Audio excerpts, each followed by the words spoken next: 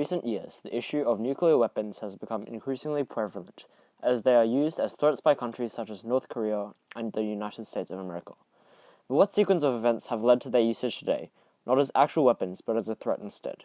This video would go over their usage and development in the 20th century and how we've arrived to a so-called nuclear stalemate. Development of nuclear weapons first began with the Manhattan Project before World War II. The Manhattan Project was an American nuclear weapon development program, which was also supported by Canada and the United Kingdom. At its peak, the program employed about 130,000 people.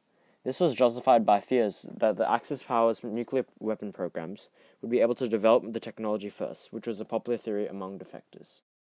However, the Manhattan Project proved successful, as the Trinity nuclear tests were undertaken in New Mexico in July 16, 1945, whereas the Axis nuclear program was not able to produce functioning weaponry. This was 2 months after the surrender of Germany.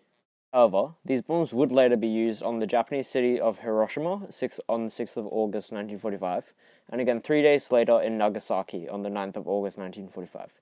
This prompted the Japanese surrender and the end of the Second World War. During the Manhattan Project, however, suspicions had already arisen surrounding Soviet spies in the program. After the end of World War II, without a common enemy, tensions began between the United States and the Soviet Union, as their clashing ideologies led them into indirect conflict in various parts of the world via proxy wars such as those in Vietnam. Suspicions of espionage in the Manhattan Project were confirmed after the Soviets were able to successfully test nuclear weapons in a far shorter amount of time than the Americans. Inevitably, this led to a standoff as both sides threatened usage of their weapons against the other side. This culminated in the Cuban Missile Crisis, which was a 13-day period between 16th to the 28th October 1962, where many believe was the closest the Cold War got to a nuclear war.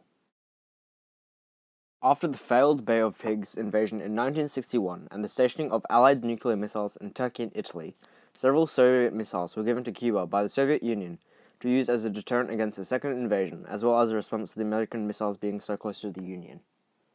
Frantic negotiations were undertaken between the two countries, and the issue was resolved with Soviet missiles pulled from Cuba and American missiles from Italy and Turkey. As well as that, the US was made to promise to not invade Cuba again. Finally, a direct hotline between Moscow and Washington was established should nuclear warfare be threatened again, so that negotiations could occur faster.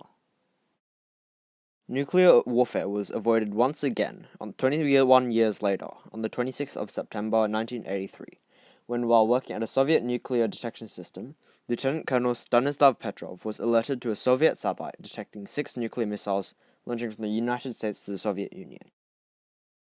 Despite this, Petrov reported that it was a malfunction, thinking that if the US were to attack, it would be an all-out, not just 6 missiles.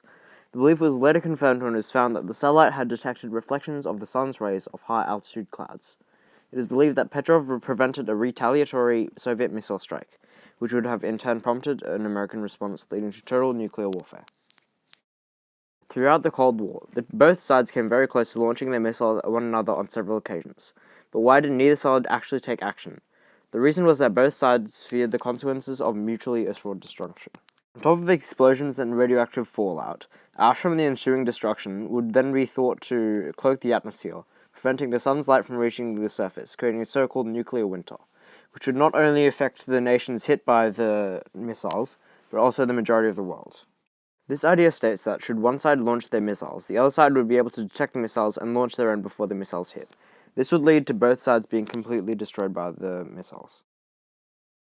On top of that, firestorms and other natural disasters would be prompted by the extreme amounts of energy produced by nuclear weapons. So, in conclusion, modern governments have learnt from the usage of nuclear warfare in the 20th century, and fear the consequence of mutually assured destruction that would follow nuclear warfare, hence why nuclear weapons are only used as a threat nowadays and not actually weapons.